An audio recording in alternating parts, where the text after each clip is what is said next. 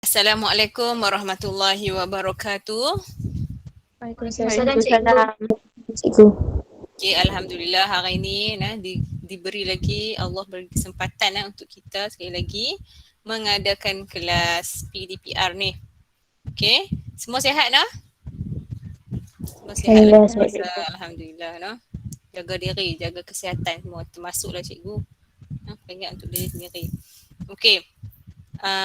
Jadi hari ini kita akan sambung kelas lepas kita dah masuk dah kod arahan ni sikit. Hari ni kita akan sambung 3.1. Okey. Okey, 3 jenis penterjemah ni, penghimpun, pengkompil dan pentafsir. Okey, pemboleh ubah. Pemboleh ubah ialah jenis data pada permulaan atau cara. Okey. Data, nombor, teks dan nilai logik. Kalau nombor ni ada 2 jenis, integer dengan double. Kalau teks, char dengan string dan logik, benar dan palsu. Okey, kemudian pergi ke jenis data ni, yang tadi juga. Integer, double, string, char dan boolean. Integer, contoh double dan contoh string. Okey. Kalau first number ni ialah apa? Pemboleh ubah. Boolean ni benar atau palsu. Okey, pemboleh ubah. Sambung nah. Maaf. Okey, yang ni pun dah tengok dah. Kelas sebelum ni ni cikgu laju ni sebab kita dah belajar dah. Syarat pengisytiharaan pemboleh ubah hanya boleh mengandungi aksara A to Z, besar atau kecil dan digit 0 hingga 9. Tidak boleh dimulakan dengan nombor. Tidak boleh ada ruang kosong. Kalau pemalan ni, menyimpan sesuatu nilai dan menyimpan nilai tersebut dalam ingatan komputer. Nilai tidak akan berubah semasa pelaksanaan atau cara. Biasa digunakan dalam pengaturcaraan yang melibatkan matematik. Perbezaan dia apa? Pertama, pemboleh ubah, nilai boleh berubah. Pemalar, nilai tetap. Kalau pemboleh ubah, pengatur cara perlu mengingat label dan nilai yang digunakan, tapi pemalar tidak perlu mengingat label. Tiada nilai standard. Kalau pemalar ni mempunyai nilai standard.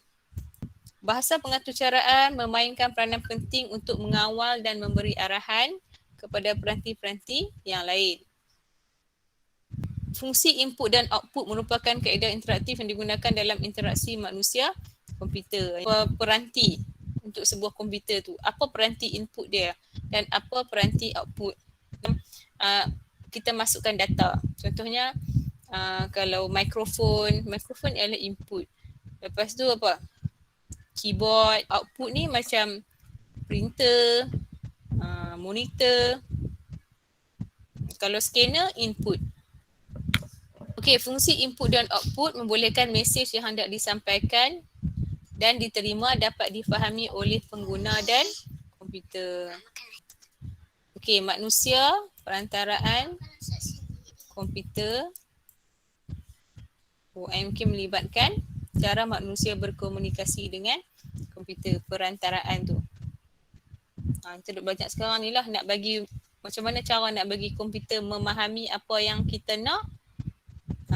Kita ada perantaraan dia, kod arahan. Segmen kod.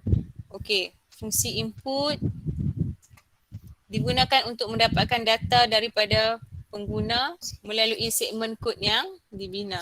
Apabila diaktifkan, pengguna diminta masukkan data dalam atur cara yang dibina. Apa maksud segmen kod? Segmen kod ni ialah satu set kod arahan.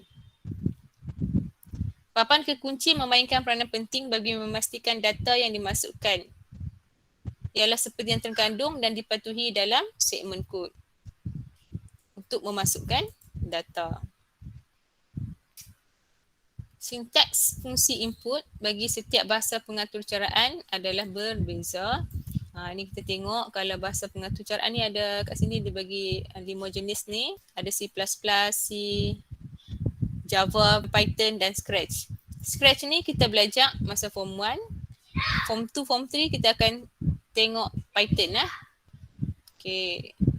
Fungsi output pula merujuk kepada maklumat yang dipaparkan pada skrin komputer, merupakan hasil daripada proses yang dilakukan oleh segmen kod atau data yang dimasukkan oleh pengguna melalui fungsi input, proses, output lah, hasil dia. Okey, peranti output yang biasa digunakan, maksud dia kata kat sini biasa, yang biasa digunakan ialah monitor lah, dia akan paparkan. Okey, maklumat yang dipaparkan adalah biasanya dalam bentuk message.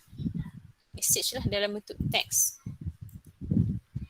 Okey, yang ni contoh output lah, bahasa pengatur caraan. Sama juga macam tadi. 5 jenis ni. C++, C, Java, Python dan Scratch.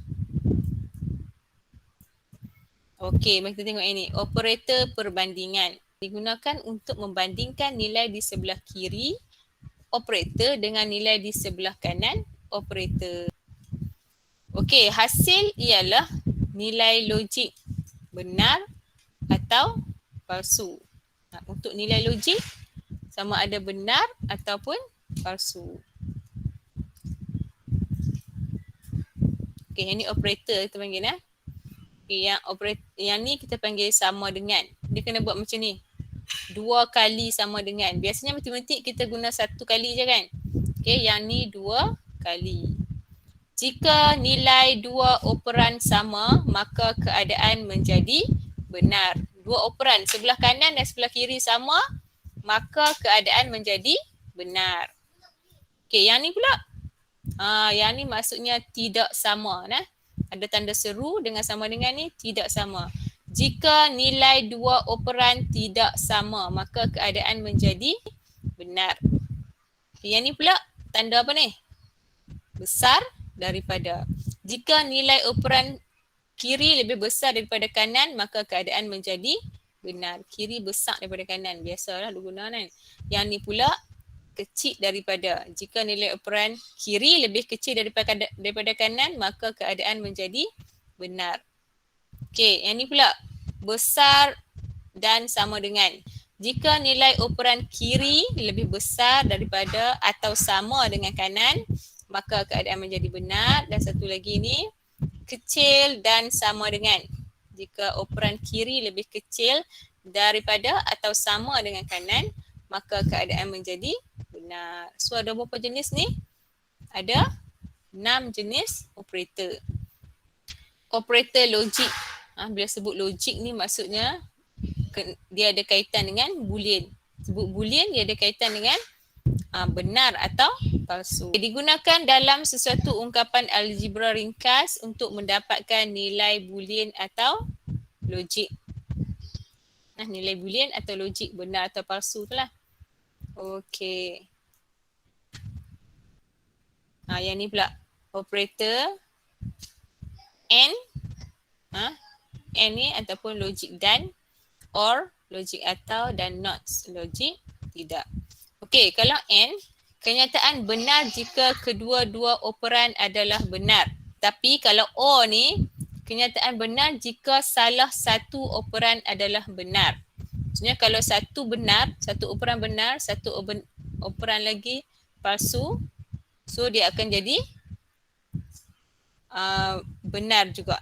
Not menyongsangkan seluruh keadaan logik operan. Kalau benar, dia akan jadi palsu.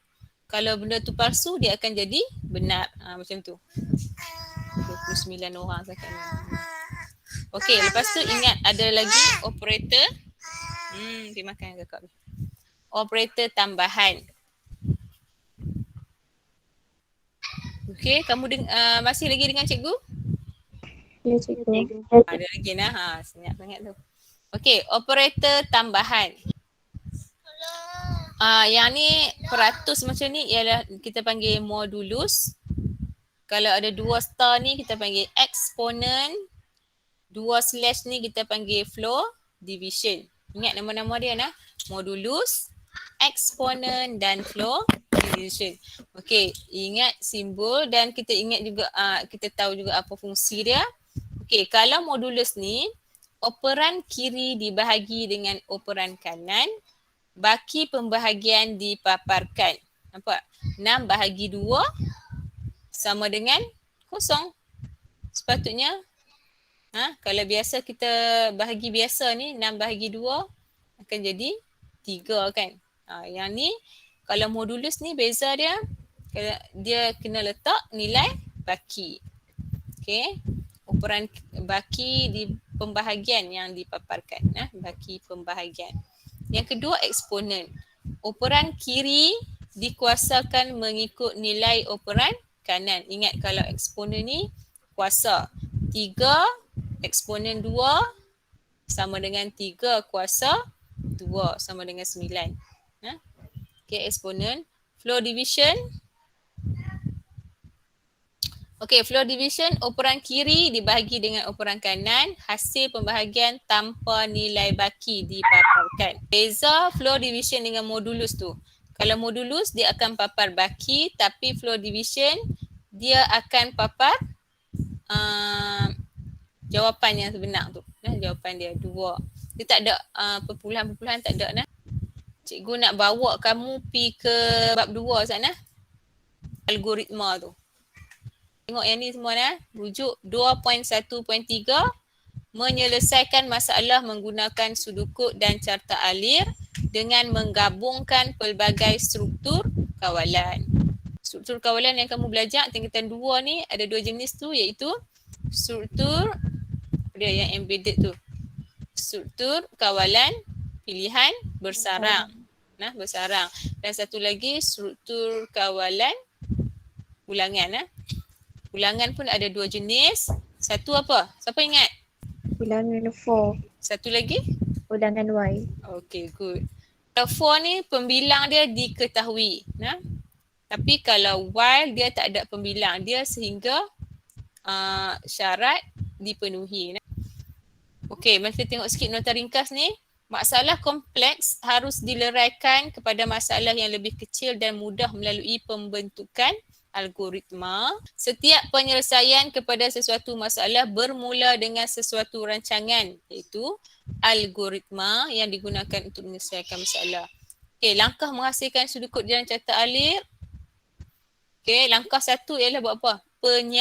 Penyiasatan, iaitu kenal pasti input yang diperlukan, proses-proses dan output yang dihasilkan. Langkah yang kedua, mendraft algoritma dan melakukan semakan semula. Langkah ketiga, kita murnikan balik algoritma tu. Murni tu kan maksudnya kita susun balik ayat tu supaya lebih mudah difahami. Kemudian menulis sudukut dan melukis carta alir. Jadi ini adalah 3 langkah untuk menghasilkan sudukut dan carta alir. Kenal pasti masalah, menulis sudukut dan melukis carta alir. Okey, dalam kenal pasti masalah pun ada lagi 3 langkah tadi ni. Menyiasat, mendraft dan memurnikan. Kaitan dengan ujian kamu masuk bab 1 dan 2 sahaja. Dalam bentuk Google Form. 15 soalan untuk aneka pilihan. Maksudnya kamu boleh pilih. Dan satu lagi struktur lah. Struktur tu maksudnya kamu kena tulis jawapan. Tapi jawapan pendek lah cikgu bagi. Masa 1 jam. Cikgu Mawar ingin melakukan latihan amali sains untuk murid-muridnya. Dia ingin memastikan setiap murid tersebut hadir ke sekolah dan pergi ke makmal sains bagi melakukan latihan amali tersebut. Latihan tersebut adalah penting untuk meningkatkan kemahiran dan kefahaman mereka sebelum ujian amali yang sebenar dilakukan pada minggu seterusnya. Mereka yang hadir latihan amali tersebut akan diminta untuk melakukan 3 jenis eksperimen yang berkaitan dengan topik ujian amali yang sebenar sebelum dibenarkan untuk keluar dari makmal. Jika terdapat murid yang tidak hadir ke sekolah atau makmal sains, mereka perlu menghantar surat tunjuk sebab. Tulis dukut dan catat alir bagi menerangkan situasi tersebut. Anda perlu melibatkan penggunaan gabungan pelbagai struktur kawalan yang sesuai. Kamu kalau nak nomborkan pun tak apa nah, tulis 1 mula. Kamu tulis nombor 1. Yang kedua, apa jadi? Isytiharkan pemboleh ubah. Isytiharkan pemboleh ubah apa? Bilangan eksperimen. Okay. Yang ketiga buat apa? Setkan bilangan eksperimen kepada 1. Setkan bilangan eksperimen tu.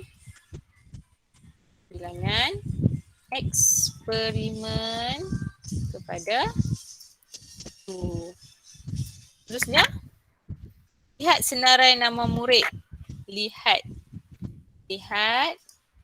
senarai nama murid. Kemudian, semak kehadiran murid ke sekolah. Semak kehadiran murid ke sekolah. Nampak depan dia semua ialah kata kerja. Okey, kemudian kita masuk kepada if ni. Jika Allah, mana masuk? Jika apa? Jika Murid hadir. Murid datang ke sekolah, murid hadir. Murid datang ke sekolah. Murid hadir pun boleh, Allah. Nah.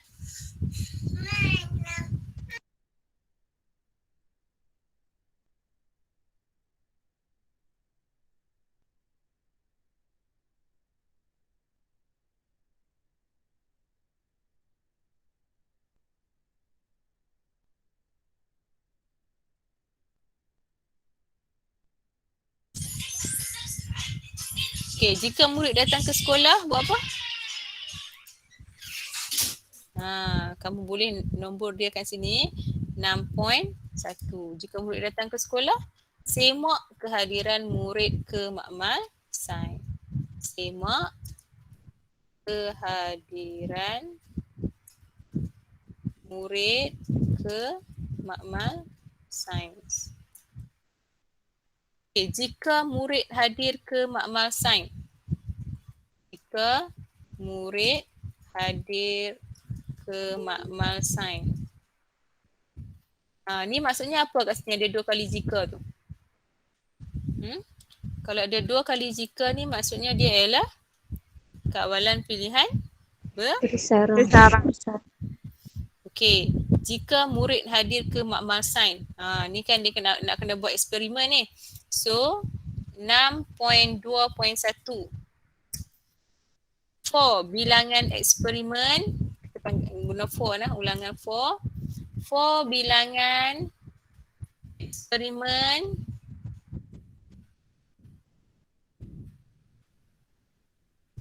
kecil daripada apa?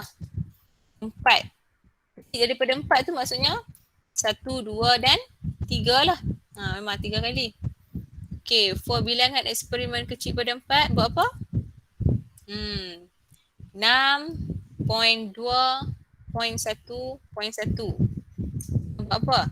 Lakukan eksperimen latihan ujian amali. Lakukan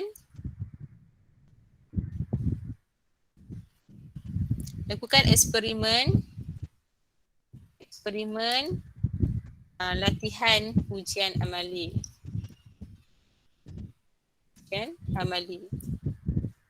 Okey, kemudian kirakan bilangan.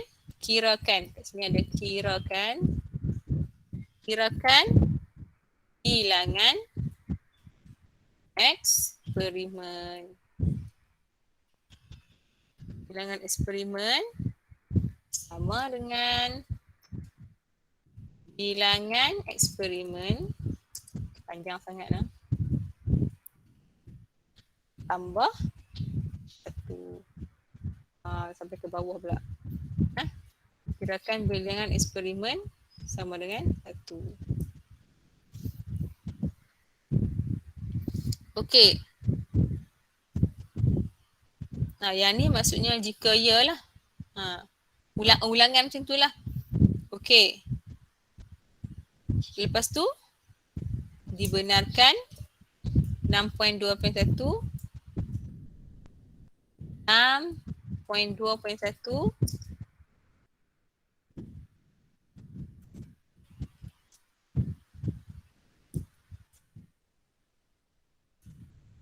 Mungkin dah. Point 1 pula point 2. Allah. Okeylah. 6.2.2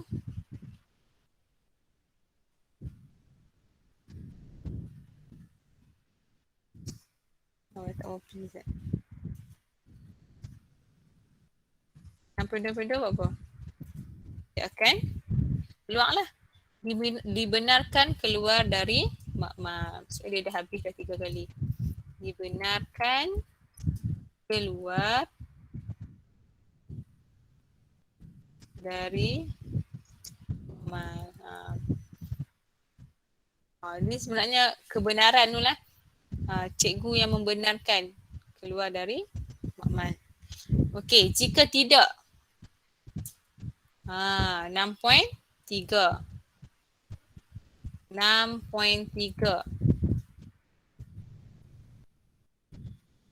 Okey, jika murid hadir ke makmal sains kan. Jika tidak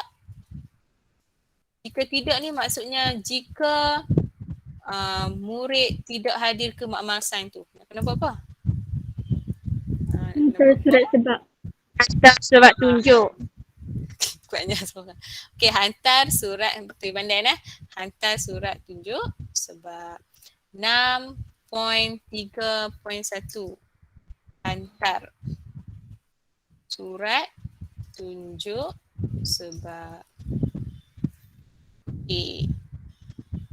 So, tamat jika 6.4 tamat dah jika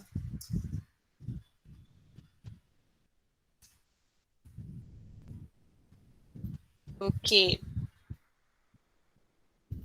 tamat jika. Lepas tu ada satu lagi. Ada jika kat atas satu gini kan.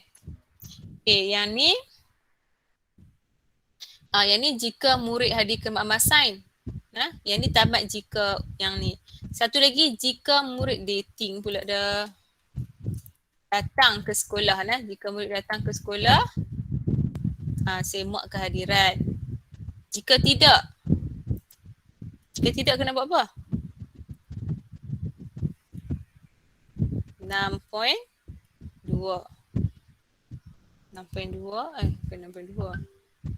jika tidak kat sini. Jika tidak 7 nombor 7 sekarang ni. Jika tidak tu maksudnya tidak datang ke sekolah. Kena buat apa? 7.1 kena buat apa?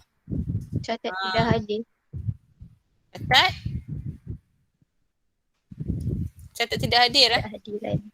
Ada dia tulis kat situ catat tidak hadir. Ke hantar surat tunjuk sebab juga. Hantar surat tunjuk sebab juga kan. Sebab dia kata kat situ jika terdapat murid yang tidak hadir ke sekolah atau makmal sains. So dia kena buat benda yang sama. Hantar surat tunjuk sebab. Okay. Lepas tu barulah tamat jika. Yang ke-8.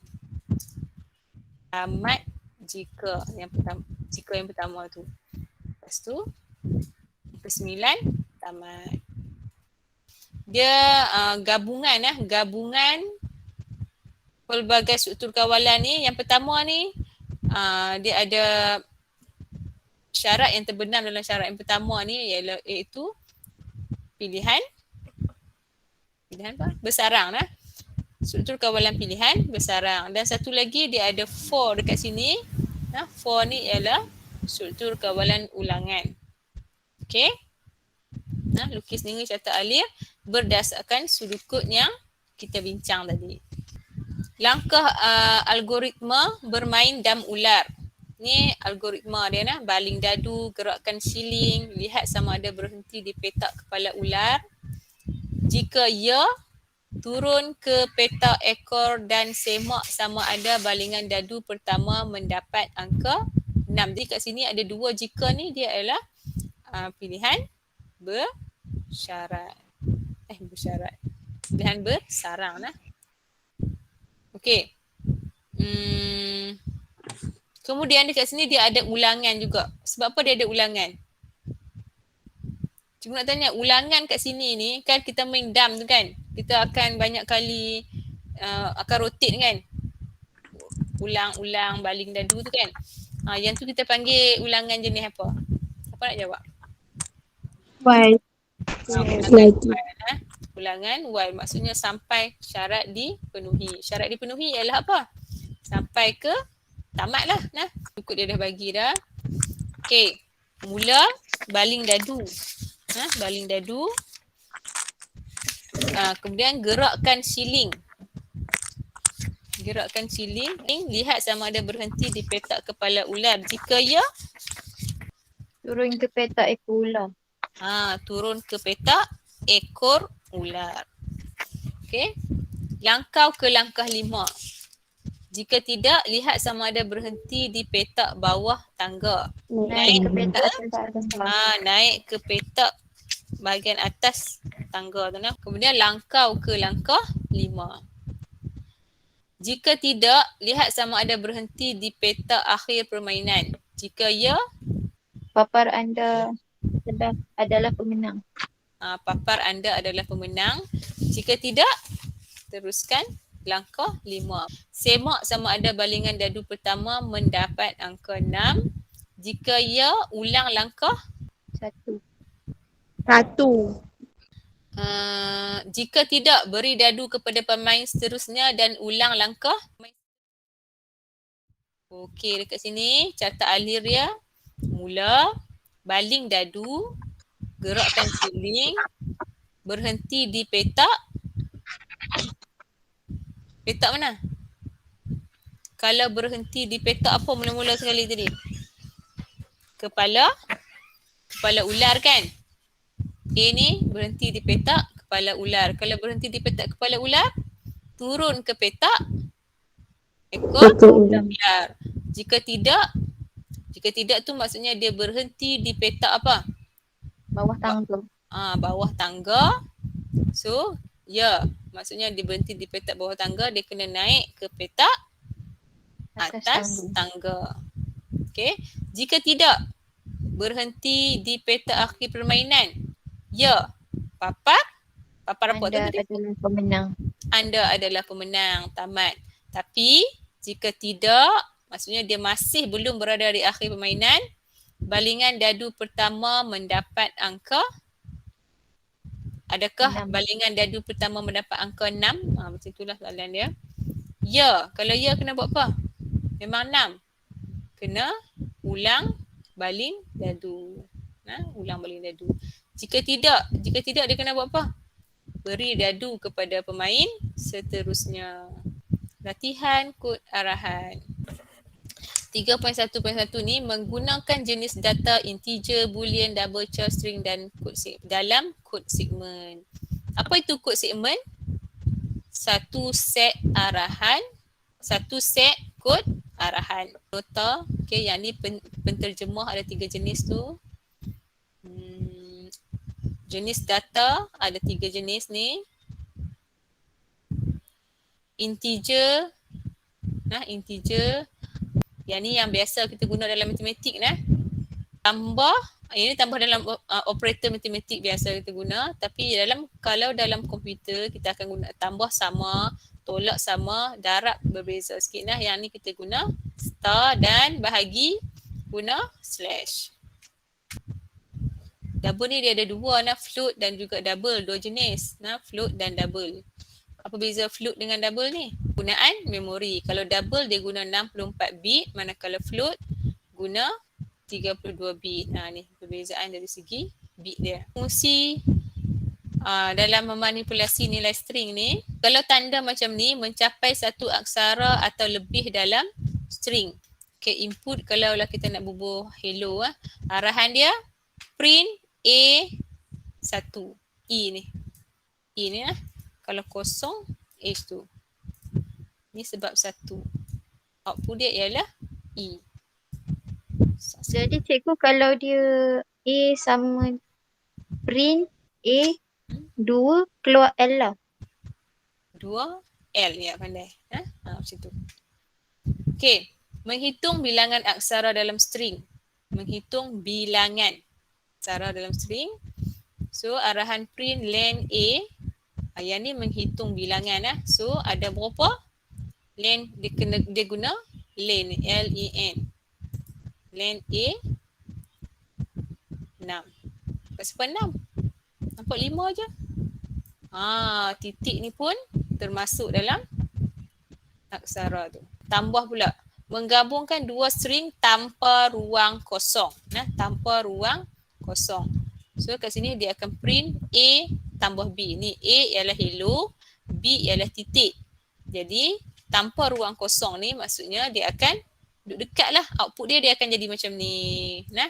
Hello, dekat. Hello dengan titik tu. Okey, kalau tanda macam ni, koma ni, koma menggabungkan dua string dengan satu ruang kosong. Ingat kalau ada koma ni maksudnya dia ada ruang kosong.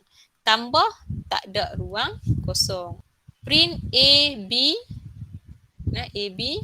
Dia akan jadi jarak kat sini. Hello tu. Okey, star pula. Mengulang string dengan bilangan yang dinyatakan. Contoh. Okey, print A star 2. A star 2. Dia akan jadi, dia ulang sebanyak 2 kali. Hello, hello. Dekat. Okey, join. Menambah setiap aksara di antara setiap aksara. String str hello, print join A. So dia akan jadi, semua akan jarak. Menambah setiap aksara di antara setiap aksara. Ni, aksara maksudnya apa? Kosong, spacing tu . Okey. Boolean, palsu atau benar. Kalau logik dia kalau kosong ni ialah palsu dan satu ialah benar. Tuliskan output yang terhasil daripada segmen kod yang diberikan. A float 37.2, faham float ni sebab dia ada perpuluhan. B float 7.11. C sama dengan A darab B. Print C. So apa output dia? 264.492. Tengok nombor 2. A integer 639, B integer 89, C sama dengan B tolak 1. 550. B tolak A. Negatif 550. Okey. Tengok nombor 3. X sama dengan 4. Y ni sama dengan 3 . Tolong baiki. Y sama dengan 3. So Z sama dengan X tolak Y. Dia guna operator . Tak tolak 3 sama dengan 1. Betul tak? 1 tu antara 0 hingga 7? Betul. Betul. Yang maksudnya kamu dah guna boolean dah kat situ . Boolean. True jawapan dia ataupun benar. Seterusnya W sama dengan 84, X sama dengan 72, Y sama dengan 93. Z sama dengan W tambah X tambah Y bahagi 3. Print Z. Okey, Z ni berapa? 83. Kemudian dia ada tanya soalan boolean kat sini ni. Betul tak Z tu antara 0 hingga 80? False. False. Okey, pandai false. Okey, jadi jawapan dia 83. False. Okey, seterusnya M sama dengan string saya suka belajar. Print M. Print M7. M7 ni apa? Bilanglah 0, 1, 2, 3, 4, 5, 6, 7. Okey nah. Macam cikgu kata tadi ni, spacing ni pun dikira juga nah. 1, 0, 1, 2, 3, 4, 5, 6, 7. Jadi jawapan dia ialah K. Jawapan yang pertama tadi, print M ni, saya suka belajar lah. Okay. Print M 7 ni, jawapan dia ialah K. Print M 1, titik bertindih 9, dia akan jadi apa? Dia akan jadi perkataan apa? Ya, space, suka, space lagi tu. A pun huruf kecil lah.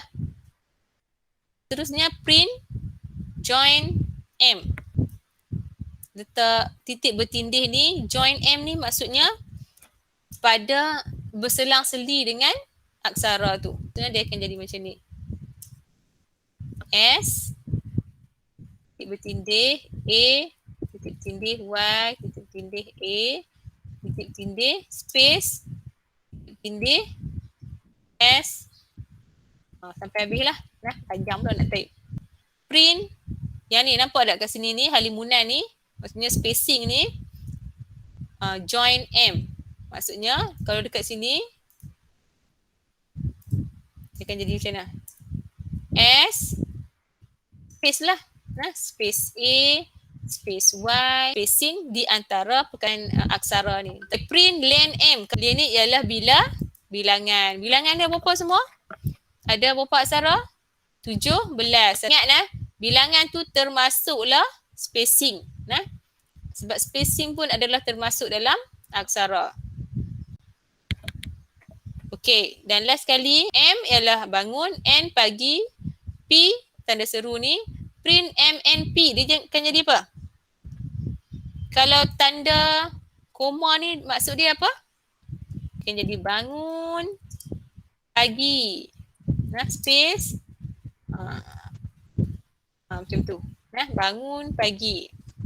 Kalau macam ni, satu koma dan satu lagi tambah, dia akan jadi apa? Bangun space sebab dia koma, pagi antara pagi dengan tanda seru tu tambah tu maksudnya dia duduk rapat.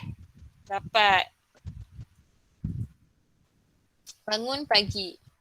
Okay, yang ketiga ni pula M tambah P. M P. Ni cengeng lagi ni.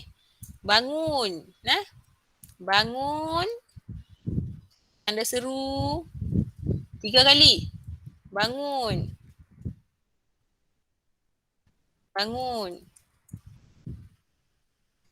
Okey. Faham dah? Faham cikgu. Dekat tu dululah kelas kita hari ni. Okey, sebagai tugasan, cikgu nak kamu buat carta alir tu. Buat carta alir latihan 2.1.3 dalam kurungan 2 tu. Tunjuk kat cikgu carta alir tu. Boleh tekan link tu dan isi kehadiran. Okey, cikgu rasa setakat itu dulu. Terima kasih kepada semua setakat ni yang bertahan dengan cikgu pun 29 orang. Assalamualaikum warahmatullahi wabarakatuh. Terima kasih cikgu. Terima kasih cikgu. Terima kasih cikgu. Terima kasih cikgu. Sama-sama. Cikgu. Terima kasih cikgu. Terima kasih cikgu. Terima kasih cikgu. Cikgu.